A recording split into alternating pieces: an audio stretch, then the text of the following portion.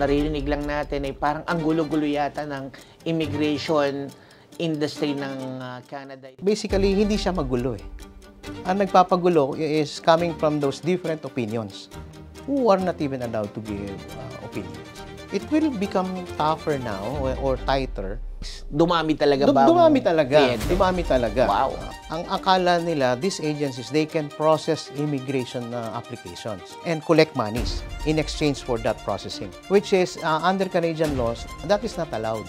Naipagtanggol mo ang mga farmers, no? I did some paperworks until I reached the federal court.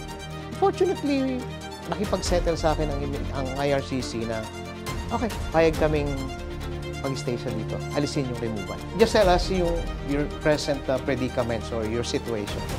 And we will understand that and we will be flexible. Pilipino tayo eh.